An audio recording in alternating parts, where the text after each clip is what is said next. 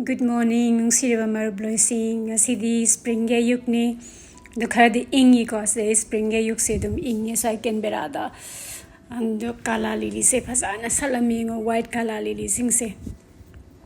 Kuphasam ni ndagi bangsia rose mapum yam de sale do kienju yam kiele do satoira saloi dradi khangde.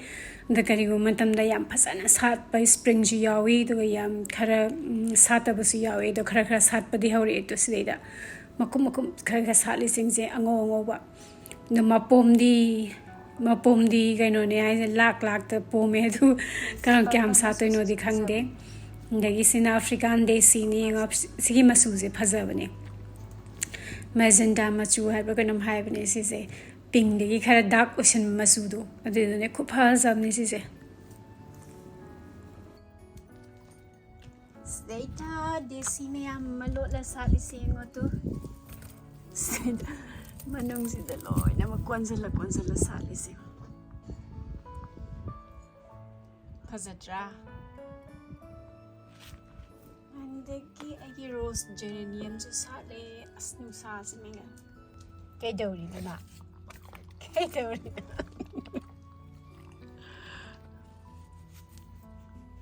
Hanto o lay da ne sal le hai bane Hima lam yam he le hai ba chok we asa drango to se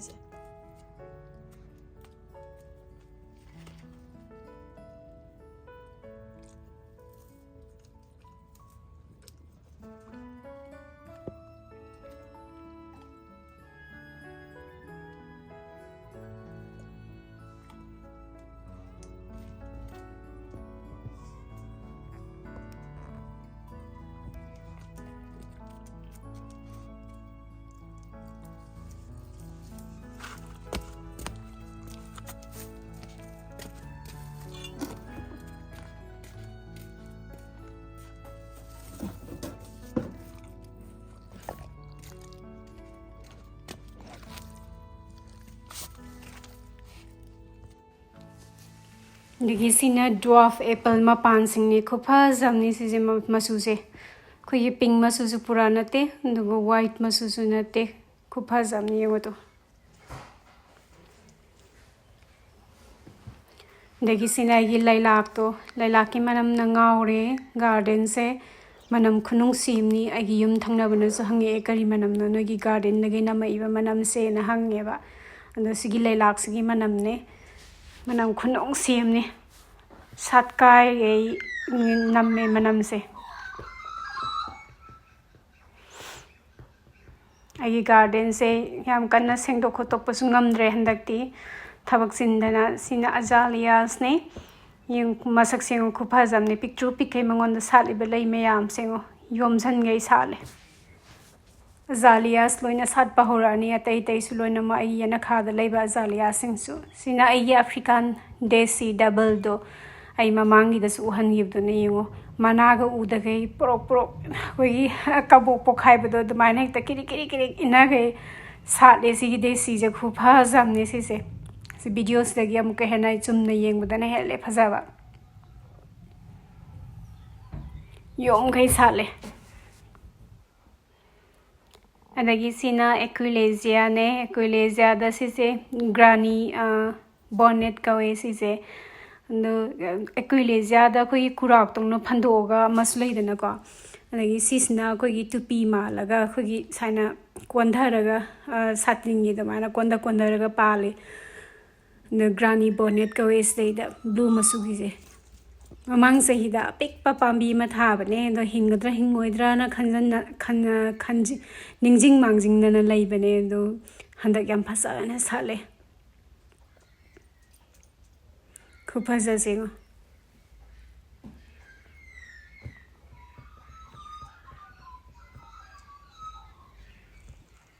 sina desi ne chumnagi desi sing da ne dum self seated or the desi sing da ne Sigi leise aina thababudi darkar laitre ko masa mathanda dum panghauda haujarakpane duitasu magi phajabaje icham chammaga ko khupajamni garden se mai yaudadi yang hangbadong tawdong mala ina sum khanbada andagi sina African desi singne African desi singe machu yamana surai garden horise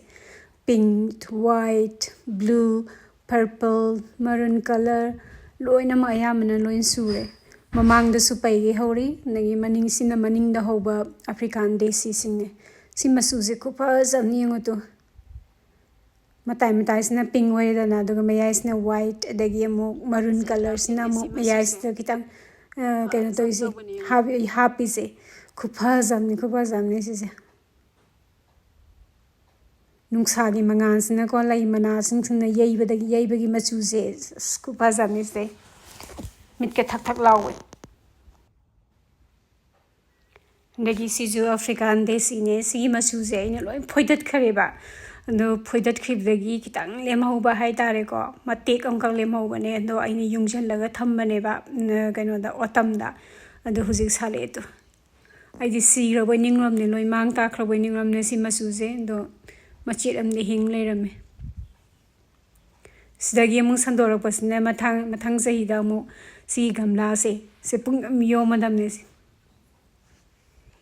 Nagisna white masugine, the white masuze mamang the suhoba African desi sing sigi masa sing hai taredo. Mamang the hoba sing the gi masane basisna. Aina maning down pusalak panis, mase chong passing do. Samsa two season mamang the hoba sing si mamang actanis. And the sigi makong sings the opara mahavadi by cases, sees a hore masa mayama. To Alaga song ising maninda. Si kano maruta gi basing do du na mung song khala ine anu lagna phana ba hoi hohaning da mafam da horak pa mayam am si yawe na phoidal lang thoki ba abadi mafam cha da ba hai dare ko rose ki makhong da ga hojala di ai du da hogalaga thambadi yadam ni na ko rose to phajana masa pharwe na ko futal lang thoki ba mayam am si yawe siguma desi singse Hazabadi loire si jo white masu si jo ku phazamni chamna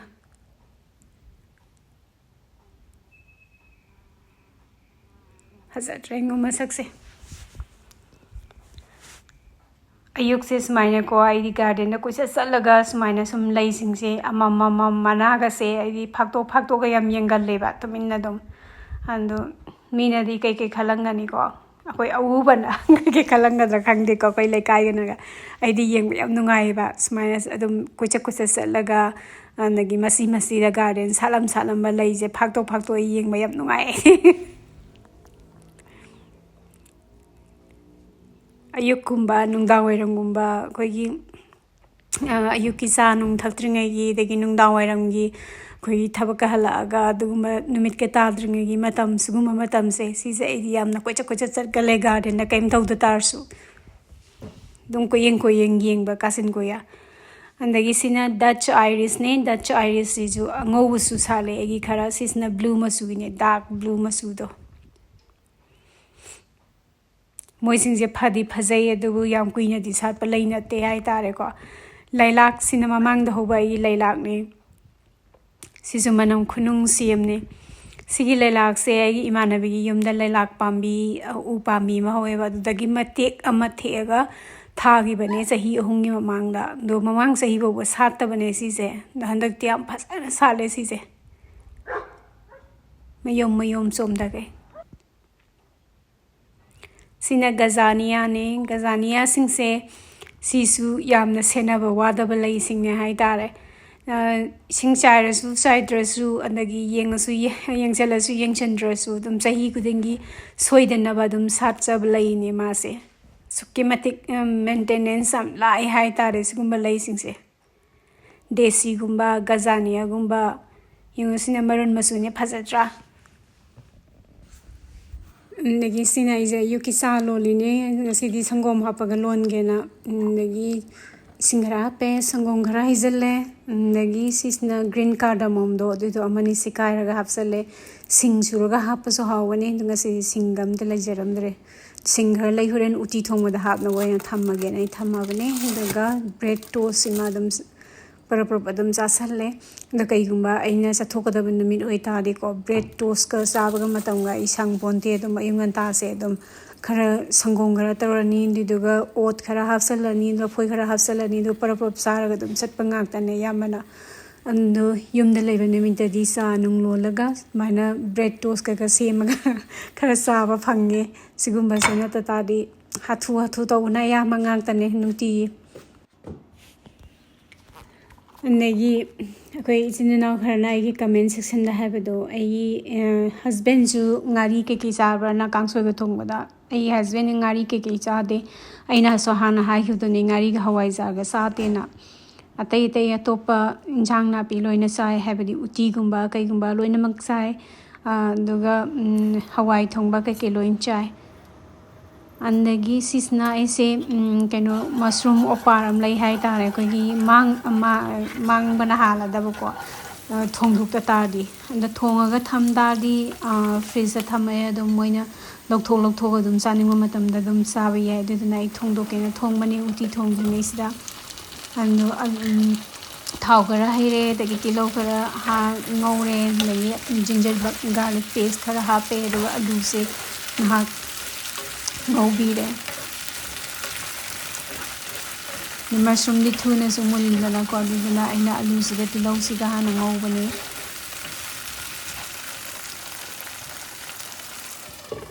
the करिगुम मतमदा को इंजांग नापी cell the तोबा लैदना मपाना आई husband ना चलदी मा भी याम लैगलेबा no आइना हाइने याम लैसलकनोना अदु मासे खा लैगन ममी हाय तारे अदु मशरूम में से पैग लैसले अदुगा फ्रिज द लैरे मांग खतना पाखतना आई थोंदोइने बसिसे ngouthong ai da masi se mushroom ga alu ga ngouthong isam samna ring thongdo piraga thambige tawbane thusi thonga thamdadi ko moina bread toast ke sembada su adum hapaga adum si se adum sai nagi tai naan gumba nagi ke atopa bread amaga hekta char su yai chakana ta tar su andagi yukta breakfast asu dum sai moibi andagi si se कनो खनने मचू खरा हापे अंदगी मोरोक असुबा खरा हापे अंदगी crush black pepper खरा हापे अंदुगा आइगी क्यूमिनगा कनोगा क्यूमिनगा coriander गा ngौथोगा थंबदो खरा crush तोगा दु खरा हापे थुम हापे कके याम हापा मसाला कके याम हापा कनो नते इंजांग नते बितासु इसम समना दुम हावने कोई ngौथोंग खुथोंग से अंदगी फ्रोजन ग्रीन पीस खरा हापे अंदो टोमेटो फ्रेश लेतादी टोमेटो फ्रेश ओ हापसु याय अंदो इसले टोमेटो पेस्ट ओइना दम हापे अचौबा टेबल स्पून नमा हापसले दुगा फजना ओखाय बिरयानी पुलाप यामना सुकुइना संगदबा लाइसु लाइबा दगी हाउसु हाउबा कोई ngौथोंग कुथोंग से अंदगी सिसना ऐसे उटी थोंगेना मपानदगी केनो हि उरिनेबा मरोय नाकुपी अनो यामना बुदी चाउ सांग्री को दितासु आइना चबुन नमा लेंथले ए कइनोदा के उटी थोंगबदा मरोय यावददि हाउपिदना सिजे हयेंने चाउर कांदा सिगी कइनो से तुसी सांगनी जे सुंबा अनि मुने बा सांगक तोसे खुजिकि हौरकपदा ngai हाय तारे स्प्रिंग कोई विंटर दा मरु इको को खै लोइन लैरगा खुजि खरगा सोंग को मतम से इन लेंथोपिदा मे फ्रोजन सु लैरिबा ममांग सही आइना लेलगा खोगी फ्रीजर दा हापसलगा थंबा दितासु फ्रेश उबसे फ्रेश ओइना हापनिंगे अन फ्रेश ओइना आइना लेंथलुबनी हुजि अमो अनिरा फजना मंथोगा जोम चामथोपिरानी सिंगसिदा अन सोमना कंदसु आइगी सिगी मशरूम ngौथोंग से सिलोय सलक्तोरे आलूगसु लोय मुलमेतो मही हापते कइनोदा मोइना कइगुंबा ब्रेड का चानिंगसु कइ कोना साजबा यानबा अंदगी आइजे फदिगोम खरा चाइसनबिरे दुगा ओखायरगा ngahak ngौरगा दुम लोयरे सि मतांगसिदा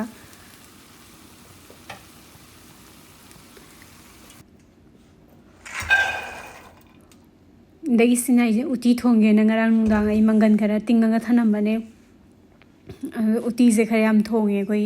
ado ai ngasi uti je sing di haparoi kaino na sing hapaga thrak thrak lawe ba koi mangan uti se khara no sing se chage muti humba budi ai hapi ko no mangan uti da de ai kaya sing se kya hap kan de hapninga so hap ya andagi maroi na kupi asu ba khara hape heri bo bakang ba khara hape and moro atek pa se ani hung khata nei na hapi se tangkai hapaga do sing ma se pitrum le du sugai ra hape andagi samaroi ko Mexican coriander do khara kabak thatlaga mari manga ma hapsal le soda by cup ko soda by cup to do chamas masa amaga makhai amang hapsal le andagi ising khara yam hape kaino da huren uti se si thong mo loiraga khara yam kan nangsalak e ba hekta anu uti mangan uti sida di ai thrak lawai nang ba kaya sabin janing de ba kitang kai hai mayai oirap na nang ba hai tara dugumba oina banai se mahi khara yam hapi ne alagi mangan garang musan mulak pai tanza do daida ai se nakupi khara ne andagi tilau khara slice toraga ai se phasana ngaure naga sida cumin kitang so hape huje ngau du da yengo to mangan ji su phasana mulle to si matang sida ko huje ina ngauraga thamgi budo jar la haijan birani phasatrengu masakse andagi ai se phadigom asoi ba khara su lei thum gara hape andagi aina phadigom soiraga thamba phadigom sing khara ma so hape anduga phasana okhai birani anduga minute tare ni ban mo mung thongani si loiraga dum loidabani dum the si uti se akoi ayuk ta su sai hai tare tu ayuk ta su dom bread ka su sai andagi huzik chara ga dum loidong na te khayam thongi ne aduna kona su sabe yana bana no mi sabina badi laitri huzik sakti loire ai di uti se di masak se ubasida ai di sakla mana si dore di ai uti ga kangsoi ga uba yade rai adana ai ne hek suti leiba kodingi ko ni thabak sataba kodingi ai uti ga kangsoi ga khayam thonggal le hai tare dagi sisna iron bane ngarang dangi kaino ne hawai mubi ne alu ne yongsak ne iron bane dagi ai se kobi maset amazu ha pe matai da do kuwao matogre ngi kuwao ne isam na hawa injang hayu hai ta de khwa dagi pen ba injang hayu hai ta de koi maite gi sigi injang sing mu hawa ni su de si chara ga da pele hai ta re do matang sta mayam dagi kaina na ba ya thangni jari